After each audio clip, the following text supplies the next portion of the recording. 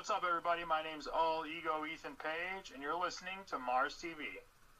Hola amigos, yo soy El Mariachi Loco, and you're watching the Mars TV podcast. What's up, bro? This is Robbie E, and you're listening to Mars TV. Hello, Austin. Oh, I got you. Let's go. Perfect. Austin, it's good to see you. I'm sending up a couple of more social media posts just to, get them views, man. So, 1 second left. No, you're good, man. Interview with Austin Sop on Instagram right now. Follow me, Mars Skylar, and check it out. Nope, that's not how you spell check. You're good, man. I'm imagined, don't lie. Alright. Austin, it is good to have you on the program. Nice to meet you, by the way. Yeah, nice to meet you, man. I was just looking at your YouTube page right before this started to see what you're all about. What'd you think?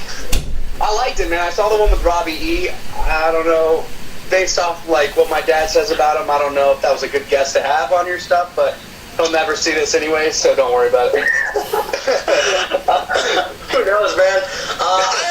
Just playing the bad guy, that's just what happened. Nah, I'm a baby face. Remember, I can't say stuff like that.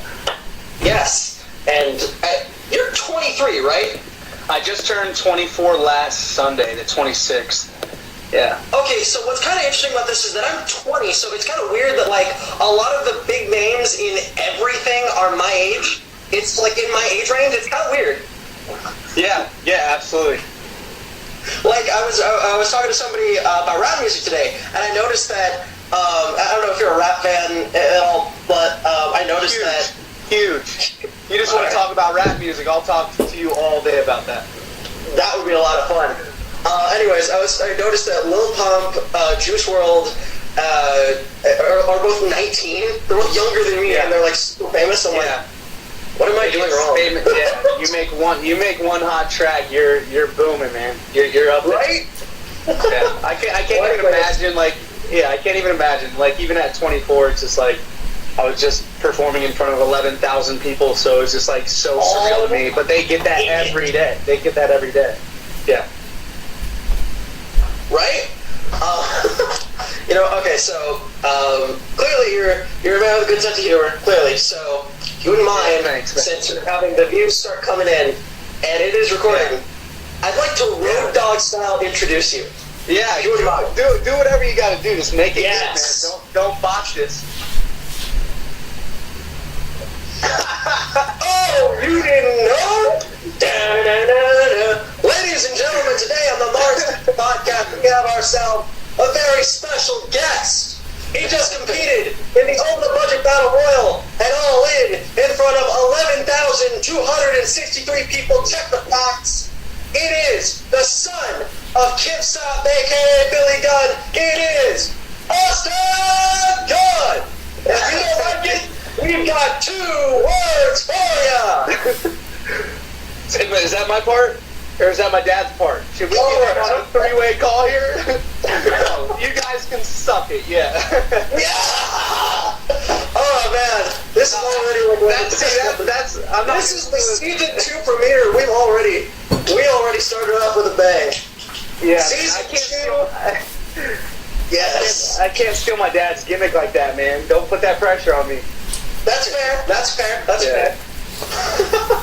So, I obviously, that was going to come up, so I guess that's as good a transition as any. Yeah, it was awesome. I love Cody says he's met you at OVW, so yes, he did. Nice to meet you, Cody. Yeah, me and my dad were over there. We did a seminar on Tuesday, and then I had the live show on Wednesday for Al Snow. So yeah, that got me some more experience. So. Oh god, I just watched an Al Snow movie. That was interesting. Really? Yeah, it's called Camp Massacre. I'm going to be interviewing that guy in another episode, but we'll plug that at the end. The Al Snow? The Al Snow made a movie? The Al Snow is in it. Oh, I'm checking that out right when I get to this interview. It's on an app called Tubi TV. You can watch it for free. It's not like a piracy thing. Like, it's legit. Yeah. So don't worry. Yeah, I'm not worried about it. ITV. You're gonna have a good time. Flood my computer with viruses. I don't care. Anyways, back to so that was gonna come up. I figured I'd get it out of the way just to start off with. I've had actually a couple of other guests whose parents and family were wrestlers. Yeah. You grew up specifically in the Gunn household, so you gotta ask, what is it like growing up under Billy Gunn? I mean, for starters, when I was little, I got to watch him during the whole Billy and Chuck era. That was obviously very interesting. When I went to school the next day and stuff like that, I would hear rumors here and there. Oh, your dad's gay. And, I mean, that's just what I grew up around. I grew up around The Rock, Stone Cold, and all of them, all those big names. But I was like, behind the scenes of all that stuff. So it was very natural to me. It was very, very normal. But, like, when I would get dropped off at Pop Warner practice for football or whatever sport I was playing at the time, he'd roll up and everybody would freak out, and I didn't understand why. So it was just like, that was my thing. Like, that was just dad to me. So, I mean, we got looks everywhere we went, and we still do today. And, I mean, it's just weird. You just got to roll with the punches, and you just have to understand that at a point in time, your dad was once at the top of the world, and, like, it was just that DX era, and that whole gimmick was just crazy hot, like stupid red hot. And I mean, everybody loved it. So it was very interesting to me growing up around it. But now that I know the business and stuff like that, it's so much more natural and normal for me. And yeah, so that's one of the reasons I got into this business, is just like my love and passion for what goes on behind the scenes, not necessarily what's portrayed on TV or like what somebody as a fan would see over the TV, and that's it. That's all they get to see. I get to see everything that goes into it, the time, the training, just who you get to meet, and just experience it all. So yeah, that was a big part of me getting into it. Right. And you've been wrestling just over a year, right? So I was just talking to my dad before this. I've been wrestling. So I tore my ACL 8 months ago. And that took me out for the past 8 months. But before that, I guess I got in the ring about a year and a half ago. But I didn't train every day. I haven't been training every day. I've been training every Wednesday with my dad. And then I had matches here and there. So I had match experience, but I also had every Wednesday at Team 3D Academy with the Dudley Boys. I only go there every Wednesday because my dad is very particular right now in my career who I get trained by. So he's very picky, and now he's letting me kind of venture out coming up soon. So it's very hands-on.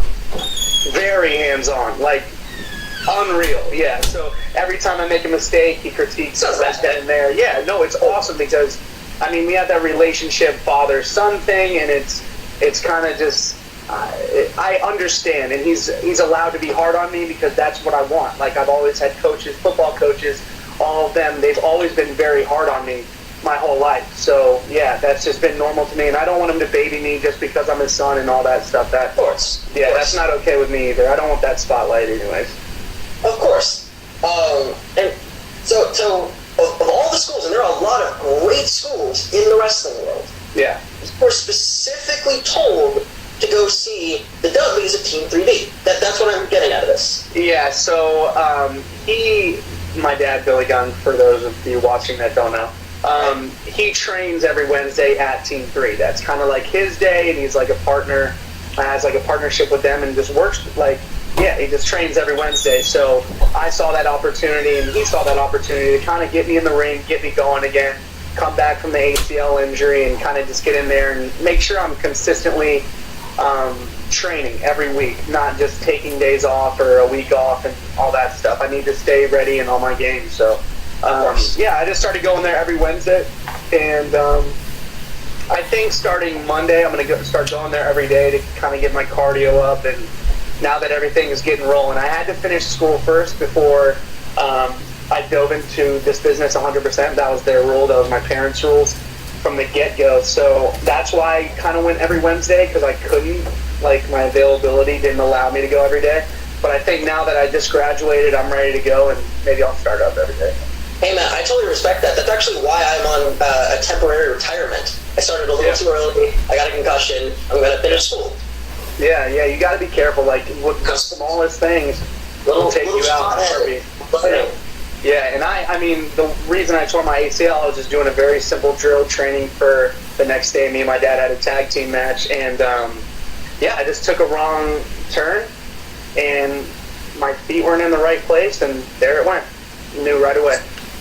Makes perfect sense. I mean, that's a very common industry in this, very common injury in this industry. Yeah. Yeah, I mean, this is not a common more. industry. Yeah, you're good. You're good. No, it's like no. That injury is so. It just comes up every day. Like you feel like you hear about it every day. Like, and whether it's football or basketball or even wrestling. And right when it went, I just knew it because I tore mine playing lacrosse 5 years ago, and I just tore my right one 8 months ago. So now I'm even killed. So I'm ready to go. Yeah, I recently became a huge hockey fan, and I'm pretty sure my team lost like 2 players to that exact injury. I couldn't. I don't know. I'm still learning. Yeah, hockey, dude. I think I've never gotten into hockey, but I started watching. I think like 2 years ago, the finals. That's what they call it, Stanley Cup Finals. Right? We get so much heat for that. Yeah, but I think every sport's pretty interesting. That's great. We've gone for a full 10 minutes, and I've still got my 9 questions. You haven't asked anything, but that's how we do interviews. So we're good. The stuff of podcast legends. Yeah, we're talking about rap music, talking about hockey. We're not even talking about what I'm here for. Of course, fans, as you're watching, go ahead, flood the comments, ask your questions. This is the whole reason we're doing this live. I usually do a fan question segment, but if any of you guys come up with anything, please hit us up. Yeah, if I see an interesting one, I'll definitely point it out. You're hanging out with Awesome Gunn and Skylar Mars. This is a good episode. Now, anyways, so you mentioned a lot of people being hard on you. So, I've asked this same question to a couple of other people. Can the name be pressure? Can that weigh on you a little bit? Like, man, I don't want to be embarrassing. Yes, and I think I get this all the time. I think the name just in general is pressure because people, like fans, they look at second generation superstars. They want the same thing, or they want a different character, but they want them to be as great, or they want to live up to that expectation. And I think I was watching an interview with Charlotte Flair, and I think somebody asked her, and she answered the question, goes, you can't live up to the expectation, you have to be better. So she has to be better than Ric Flair. She has to train harder. She has to do that because we have all these eyes on us. We have all the eyes on Charlotte, seeing if she's going to make a mistake or not be as big or get buried somewhere. And I mean, I'm just starting up, and I already have eyes and people mentioning me, and it is a lot of pressure, but I've always been really good at handling pressure and kind of just not letting that stuff get to me and keep my eye on the prize. So, I mean, I just brush it off if people have something negative to say about me because I don't really care about their opinion. I'm doing this because I'm having fun and stuff like that. And, I mean, if I live up to it, I live up to it, but my dad still today, he's 54 years old, he's way more athletic than me. I mean, he tells me all the time I'm going to be way better than him, and I'm already better than him, and, I'm starting at a way younger age, and it's the biggest compliment in the world, but, I mean, we go toe-to-toe whenever we're in the ring. It's just, he's crazy athletic. It's nuts. Oh, yeah, it's kind of amazing. A lot of the older guys, have been pretty athletic lately. That's a crazy thing. Yeah. I want to avoid saying other wrestlers' names. There was a whole segment about that. I just wanted to save it for there, but just for a second, we got your dad, we got Old Dust, and we got Minoru Suzuki, who's 50. I mean, break. They're all ready to go. And my dad is huge. 6'6", 260. He's jacked out of his mind. More athletic than me. It's just it's hard. It's going to be hard to live up to, but I think I have my feet in the right direction, and I'm ready to go. I think I have all my stuff ready, lined up for me, and Yeah, I'm excited. I'm excited to see where this I have this theory about wrestling. You noticed how the 80s guys did in the early 2000s. You notice how the 90s guys are doing now. I have a weird feeling our guys are going to be like at the same level as like the newcomers in 20 years. Yeah. So that's you, too, actually. Yeah. You're looking like, yep, it's like it's 2018 all over again. Yeah, I'm ready, man. I mean, Oh, yeah. Hold on. We got an interesting question. Okay. And, what's up, man? How did it feel competing in All-In Battle Royal with my dad? I mean, obviously that was going to be one of your questions already, but we'll skip right to it. It was amazing. It was breathtaking. I think just being there behind the scenes and watching the stage unfold, and it was crazy. It was the biggest match I've ever had in my career, which is not a big career yet. It's very fresh. So, I mean, this was my 6th match, and every match that I've had up to, like, so far has been, like, 500 people. And my 6th match ever in my career, I'm stepping out in front of a stadium of 11,263 people, losing their mind. You're not only out there with that many people, you're getting broadcasted on pay-per-view. There's other people watching at home. My mom was watching. They had a big watch party and all that stuff. So you have people watching you through the screen. You have people, a live audience out there just watching your every move. And it's just so breathtaking, but at the same time, it was just such a cool moment to be out there and just kind of just grasp that energy that the people were freaking out about, and just stay in the zone and just do your thing. And that's what I do. I mean, just the pressure's all on me, and I understand that people are going to be looking at me just, oh, that's Billy Gunn's son, let's see what he can do. And I needed to bring my A game, and I think I did very well. So, I mean, it's crazy. You're part of, you're not only there with all that stuff, but in the back of your mind, you're going, you're making history right now. Maybe you're not mainlining, or you're not the main event, or you're not winning a belt, but you're part of history. People talk or compare this to how many years ago? The ECW, no one's done this since ECW did blah, blah, blah. If they're still talking about that, then what are they going to still talk, like, they're still going to be talking about All In how many years? And I was just lucky enough to be a part of that, so I'm just incredibly grateful and trying to just... The battle opener as much as I can. Say that again? The battle opener was the opener, right? Yeah, it was part of this 0 hour. Yeah, it was before the pay-per-view went live, but people were watching it on WGN, like all in Chicago and stuff like that. Right. So you were one of the first things they saw. Yeah. At this historic event. So that's like amazing. Yeah, so funny thing, I get so nervous before any of my matches, and that's one of the things that's cool about this business. It's every single match. It's so, like, no matter if there's one person in the crowd, 0 people in the crowd, or 11,000, your nerves are shot through the roof, and you're thinking about everything and that goes into it, and you want to put on a show. You want to entertain people and give them what they paid for. So, I mean, before that, I was like so nervous. So I think the call person said 2 minutes until we walk out, and I go, oh man, I got to go to the bathroom. So I went to the bathroom, and while I'm in the bathroom, people are walking out like to the arena, and I'm like so jumbled, and I'm like trying to hurry up, and I run out of the thing, and I go straight to the stage. Like I didn't even have any time to mentally prepare myself to step out in there. I was just kind of just in the zone. But once I got out there, I was ready to go. That's awesome. Now, what was I? Right. So, one of the things I was curious about is, you said a lot of people compare that to the ECW show, and what's weird is, to me, I saw a lot of people compare it to the first Mania, and I thought that was kind of interesting, because that's an interesting comparison, because that's kind of true too, because no one had done that then there. You know, it kind of just shows you, like, I mean, I don't mean to cut you off. Whatever it's compared to, it doesn't matter. You're just making history, and that's the coolest thing about it. And sorry, my computer just went. You're there making history, and I think that was the coolest thing about it.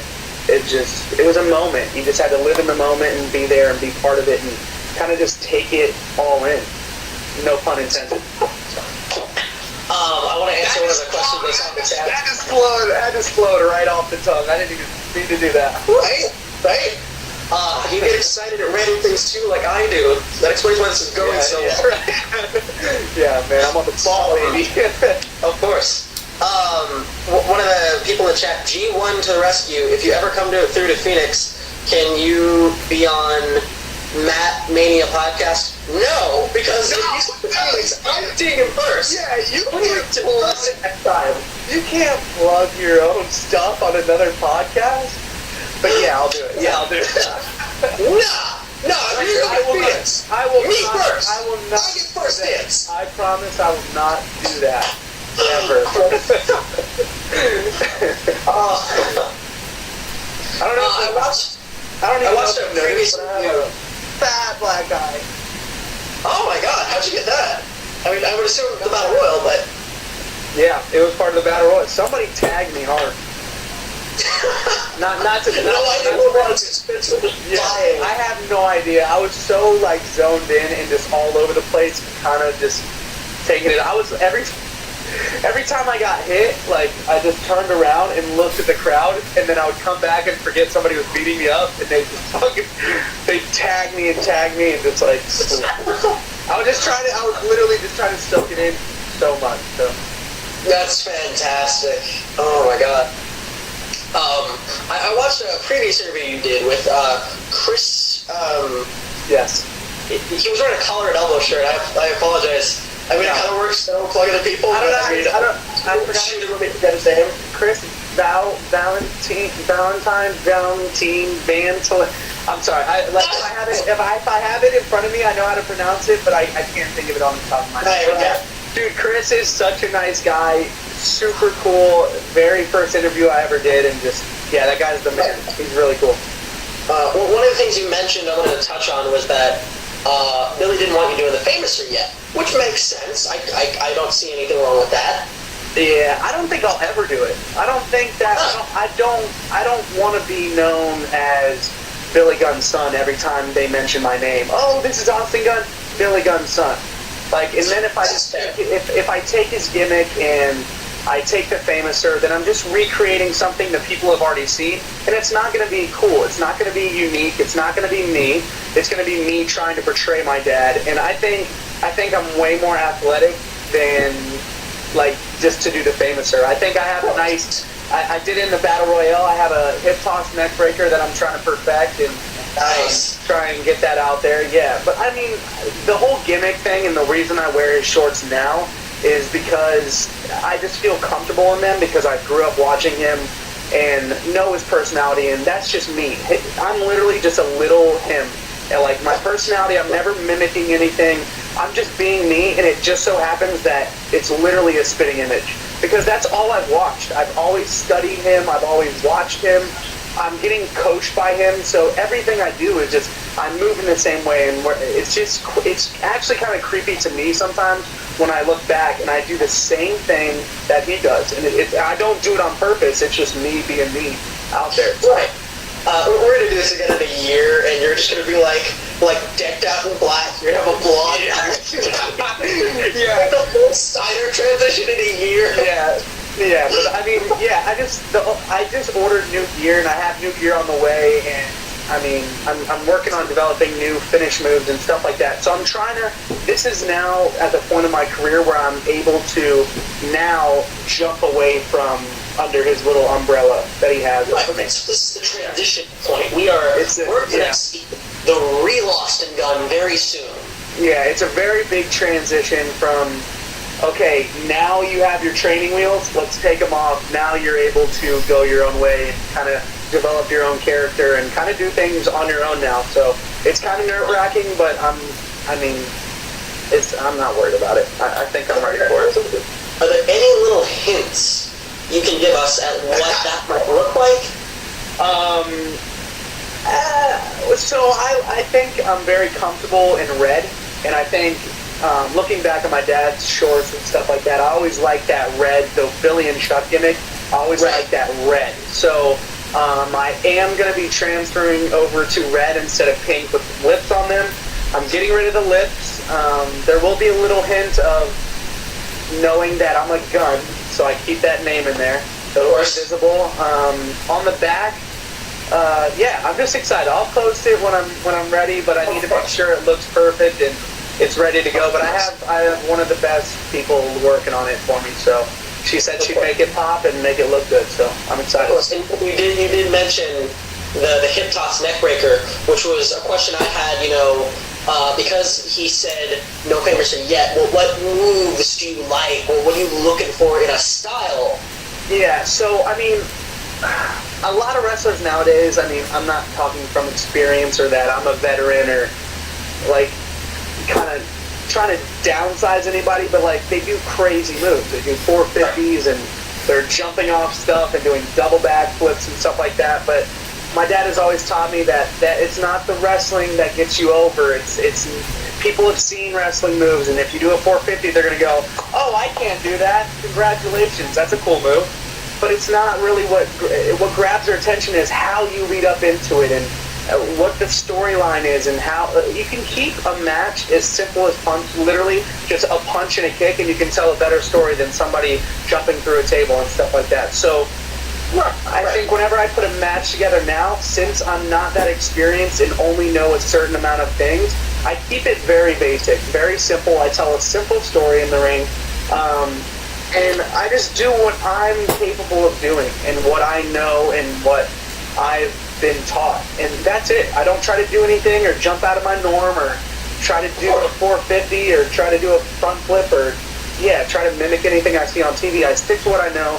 I keep it simple, and as for now, I think that's exactly what I need to do. Right. And, there are definitely a lot of examples of, second-gen guys, moving away, not away from the name, but away from the personality that a name kind of gives, and it's totally working. Just off the top of my head, obviously, Cody. Duh. Like, that's an obvious example. Wait, say that again. You just blocked out. Hold on. Say that again. Who was it? Okay, so what I said was, there's a lot of examples. What was the name? Cody! Cody, yes. That's just an obvious example. I agree, yeah. Look at where he is now. Yeah, exactly. I agree 100%. And it's super exciting to see him backstage and kind of prep for all this and how he did it for All In and just him and the Young Bucks, and I was hanging around with them for a little bit backstage and just seeing this all come together, but also seeing his character and how it doesn't stray too far from what his personality is. And it's awesome to see. It was cool to see it live, and it's just cool to be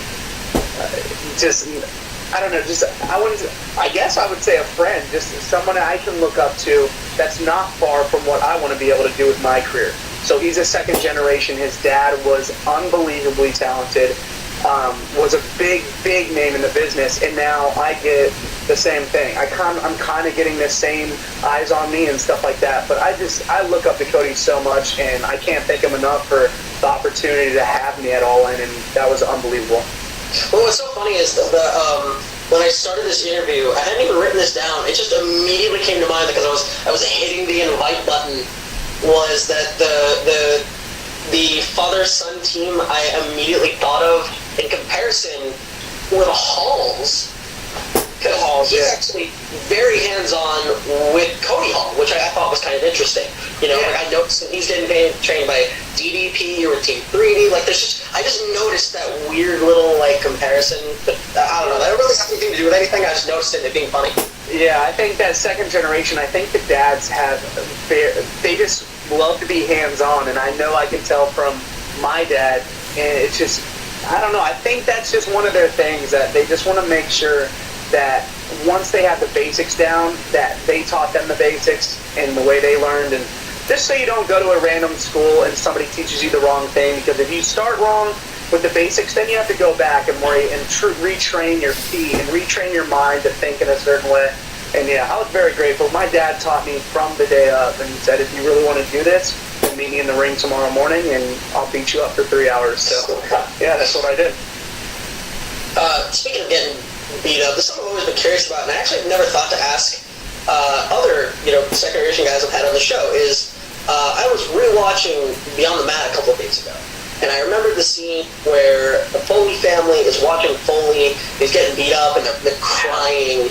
And I was curious if, like, that kind of thing ever, like, made you think twice, you know, like watching Billy get beat up, you know? Like, so since I've been watching my dad every time he was on TV when I was little, my mom did a really good job because she was at home with us while my dad was on the road for 320 days out of the year. But she did a really good job of letting me know that it wasn't real and that they were just telling a story, because it also helped that, okay, say, for instance, the Rock versus my dad. If The Rock's punching my dad, I met The Rock, and I know who he is as a person, and I got to see him behind the scenes, and I saw kind of how the business was working, so I think I understood and was mature enough to understand what was going on in the ring, and that my dad was not really getting beat up. Sometimes I think I caught myself getting pretty upset about it because I wasn't sure at times, because sometimes it was super real. But there have been some instances where my dad has actually gotten hurt in the ring, and I knew right away. So it's kind of just a weird instincts thing that at WrestleMania, when him and Road Dogg faced the Shield, when they double powerbomb, I knew right away. Me and my brother looked at each other and go, "That's really hurt. Something's wrong. Let's go in the back." So, yeah, I guess he burst a lung, or not burst a lung, but like a blood vessel in his lung. So it was like it was super sketchy and super scary to go through that. So, but yeah. Yeah, I completely understand that. It was understandable, and my mom made it very clear that it wasn't. I dig that. I like that. I like the thought process. We're having a second of technical difficulty here. We'll give that a second. I'll think of it. I can hear you. I can see you. All right. Anyways, this was it. It's kind of interesting that, like, we started this off and you listen to hip hop, so this is kind of it's perfect. I was going to use this comparison. You see a lot in music today that labels have become kind of an afterthought for rappers. Like, Chance the Rapper and Macklemore, for example, work for themselves, and you notice that a lot as well very recently, and especially with a show like All In happening. Independent wrestling is a viable option nowadays. Like, it's not, people still use the throwaway lines like bingo halls and BFWs. That's not what it is anymore. Like, wrestling's the coolest it may have ever been nowadays because of social media and just the ability to view more. So, I don't know, like, now with all these options, like where the options are not just one pathway anymore. You know, you were asked about your goals in that other interview I was talking about. Have those changed in this time? Do you see, like, a path for yourself? Do you have ideas? What do you got?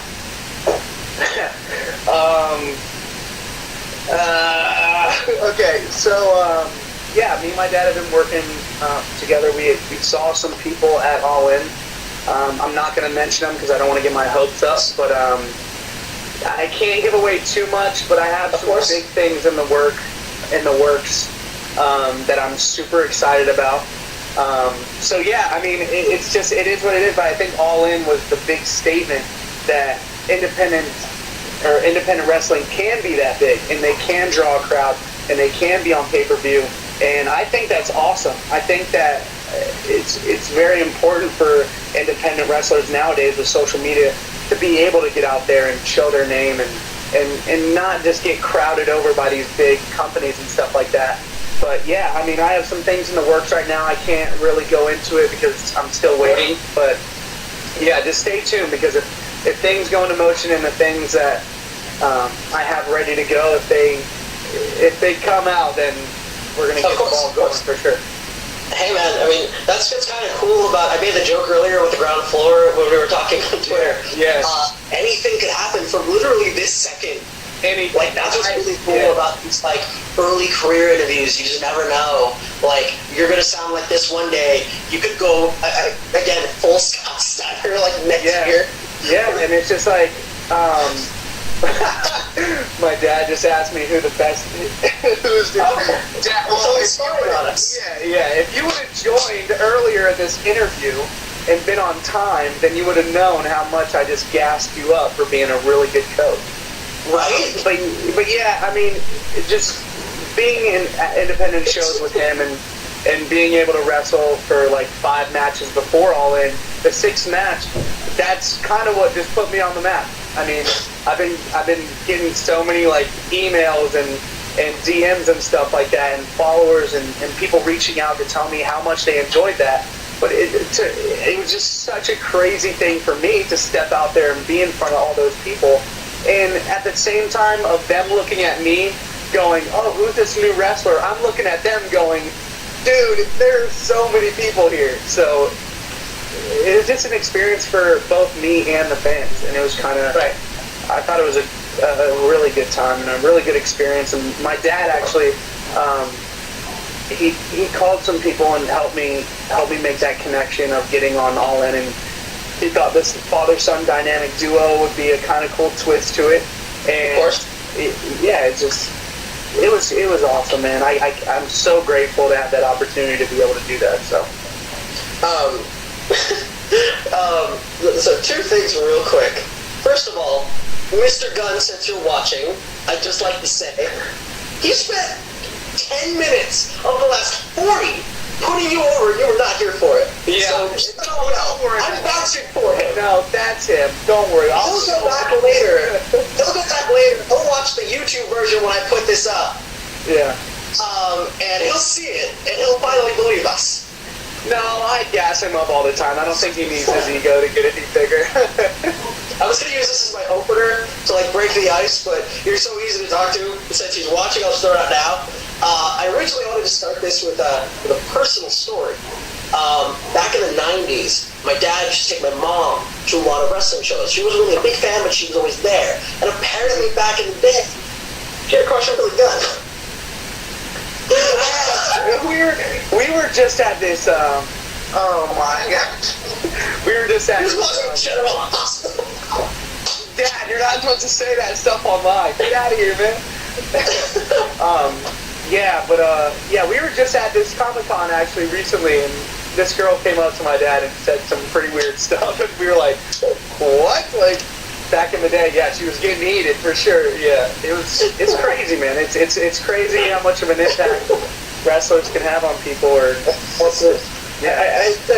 an episode on season 1 of this show, I asked one guy about like selling gear, and I always thought that was weird, like selling used gear. Who buys that? And he was like, oh, some pretty weird people. Yeah, there's some pretty weird people out there. I can vouch for that. Is that ever something that's been like, you don't seem like a shy guy at all? So like, is that ever something that's made you kind of like, ugh? Have you seen any of my matches? Did you do your research? Of course I did my research. I am not shy at all. I'm not afraid to be out there, and I think that's one of the things you have to have in order to be in this business. You have to be able to embarrass yourself. You have to be able to put yourself out there, and you're just playing a character. And I mean, yeah. Well, to be Dad, hold on. Dad, did you see that? He tells me that all the time. So I'm stealing his stuff now since he's not allowed to intervene. What was I talking about? Right. In my defense, I did spend 2 years training in the independents. That's not much, but it's something. Yeah. You know? And from a lot of people I talked to, I made the connection that there's a huge difference between you and character. Yeah. I mean, I won't say any names, but, you know, the last guy I expected to ever be shy when I talked to them at a show while we're working, Yeah. would also then flick people with his penis. Yeah, it's just like... I didn't say it. Yeah. No, that person is awesome, and I got a chance to see him as well, and he's just an all-around great guy. And if you know him, he kind of opens up, and he's a really, really good dude. But yeah, I mean, thankfully for me and my dad's character, we don't have to stray too far from the character. Yeah, we're goofs in general. We're goofs in general. We like to have a lot. Yeah, we like to embarrass ourselves, but the whole I'm talking for my dad now, but I'll just talk for myself. It's like me going out there and having fun and interacting with the crowd and making a fool of myself and just being embarrassing as possible just so they kind of connect and just have fun. That's what makes it fun for me. And that's just my personality. It's always been like that in high school. I've always used to be the class clown and stuff like that, or at least tried to be. But yeah, that's just my personality. It's always been like, hey, eyes on me, like what's going on. So it fits perfectly. So. Of course. I made a mention earlier of the Team 3D camp and your father, and I did some math, by the way, just out of pure curiosity. Between Devon, Bubba Ray, your father, and then I didn't obviously add the variable because I don't know who else works there. Okay. So that's a variable. But that's at least like 70 years combined of like wrestling experience training you. Yeah. So how do you think that kind of help is going to help you in the long run? Like this early amount of knowledge. What if the new age outlaws? Yeah, right.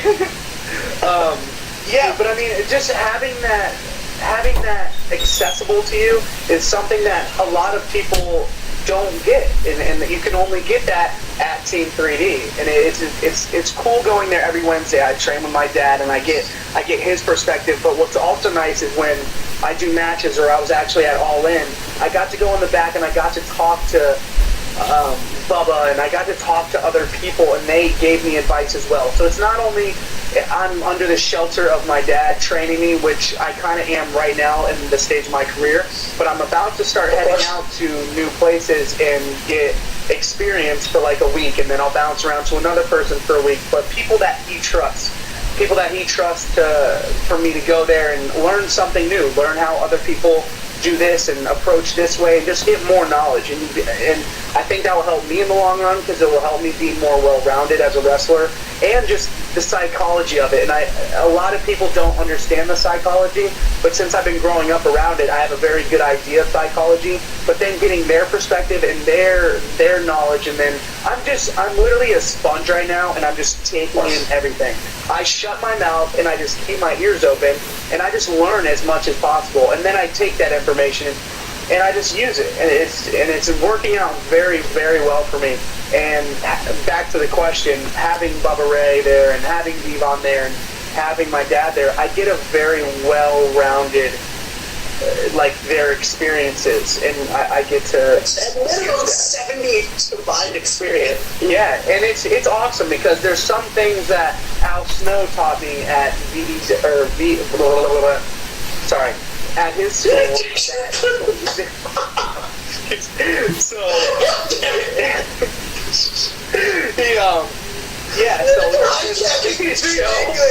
Dude, he's trying to throw me off my game, but you can't do that. I'm not Chris Larson. Shout out Chris Larson. Love it. Oh my god. But yeah, I mean, I just get perspective from other people, and it's great. Of course. One thing that is definitely very similar about those three men was tag team wrestling. A lot of them are known mostly for their careers as tag team wrestlers. So one of my curiosities is, you're young, you're new, and you have, the pull of having that name. So, and you probably know some people, you probably do. Are there any tag teams you'd like to form, any alliances? So I've always seen myself, so growing up around my dad, I always got to see the tag team aspect of wrestling. So I think I would do very well doing a tag team, but I also think I'm capable of doing a singles. And so exactly. It just depends on who I'm comfortable with. And that now that you say Pillman Jr., yeah, I've met him before, and I think he's super cool. I think he's a great guy. I hope in the future we'll be able to link up or do something together, because I think people were on Twitter and asking us to like team up and make a tag team, or the New Age Outlaws 2.0, but no, we're not going to be that. But I mean, if I connect with somebody and we're a good match and we play off each other, you can't find anything better. The wrestling will come and all that stuff, but if you can entertain and kind of be there and just be there with that person and kind of do your thing, be unique, you'll be all right. Well, of course. Man, that's kind of awesome. He's actually since our last interview. God damn it, Billy! I told you, man. He's gonna try and hijacking the show. She helped me design these shirts. I'm gonna plug you real quick. Paulie, thank you for helping me with all my bookings and all this stuff. I appreciate you. Okay, I'm done plugging everybody. You'll get more time whenever you want. It doesn't matter. This has been a very great casual. Just out of curiosity, I have the sound off. If my sound was on, I would be getting non-stop buzzes during this interview. Really? Cool. But I saw a name that said followed me. It was Paula Sop. Does that sound familiar at all? Paula? Yeah, that's my stepmom. That's who I'm plugging right now. That's awesome. She's all over this. She's all over this, man. Just follow me on Instagram now. That's lovely. I remember. The sunglasses come back for a second. Oh, there you go. This is a new thing. This is a new thing for season 2. Oh my god. Season 2 is off to a bang, by the way. But you're breaking up again. Season 2's off to a bang, by the way. And we're still not through the 10 questions. We're not even through the 10 questions I wrote out. Yeah. Oh, okay. Alright, So anyways, where was I? Let's see, hang on.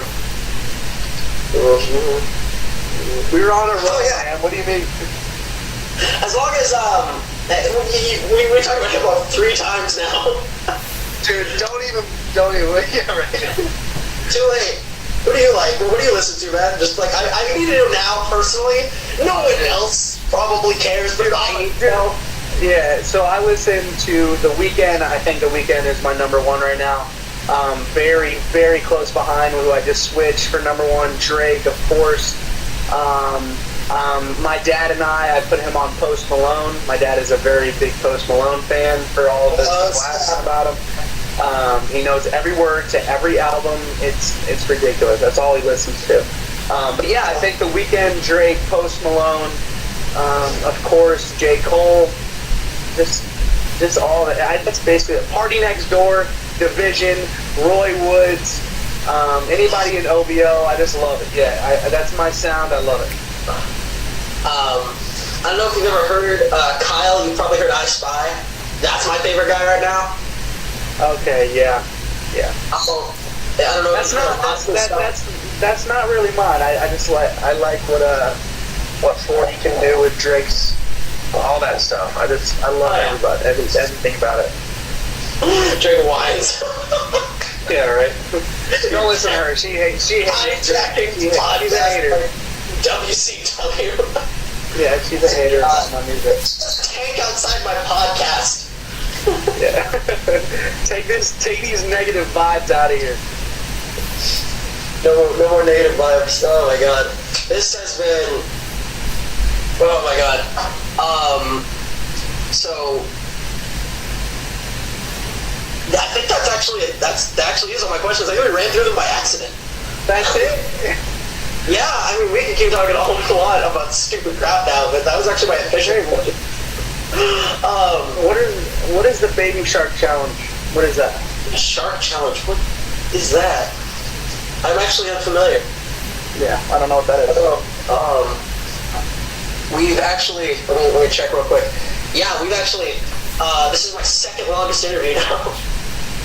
Which is fantastic, naturally flowing. I want to thank you for coming on the Mars podcast, the start of season 2, heck of an episode. If you need some plug time, go right for it. What? Oh yeah, this is plug time. Yeah, is this my part? Plug time? Yeah, you can just follow me on Instagram at Austin Gunn. You can look that up. Austin Gunn on Twitter. I have my shirts that Paula, I'll plug you right now. I have my shirts that Paula helped me design and put together in Contact Pro Wrestling Tees. Yeah, you can go on there, get any of my designs. I think I'm going to have a new design coming out pretty soon. I'm in the works with it. Yeah, just go follow me on Instagram and Twitter. I don't usually use Facebook, but maybe I'll start picking that up again. But yeah, those are my 2 social medias. Pretty big, but yeah, that's it. Your mom wants to be on my podcast. Yeah, That's that's a teacher. She will give you a very good interview. If you want to know behind the scenes of Billy Gunn, you call her. No, just your mom wants to be on my podcast because it actually happened. That's on a t-shirt. That needs to happen. Thank you, Billy. I'm sorry. Thank you, Austin. Are you kidding me? You're kidding me, right? He hijacked the podcast. Not my fault. No, we were going so good until you just pulled that. He hijacked the podcast. I'm unfollowing you right after I end. Oh, lame. All right, and seriously, Austin, thank you for coming on the show. This was a great episode. Of course, all you folks, subscribe to the YouTube channel. You will see links to the comments below on the YouTube version, so this will be available for multiple viewings. I've had so much fun with you guys here on the first ever live version of the show. It's been a great one. Wow. Thank you, folks, for coming on to the show. And we will see you in the next episode. I'll be interviewing Dan Emery Taylor, the director of Camp Massacre, the Hospital series, and of course had a feature role in Return of the Swamp Thing in 1989. This is going to be a great next episode on the 10th. See you guys then, and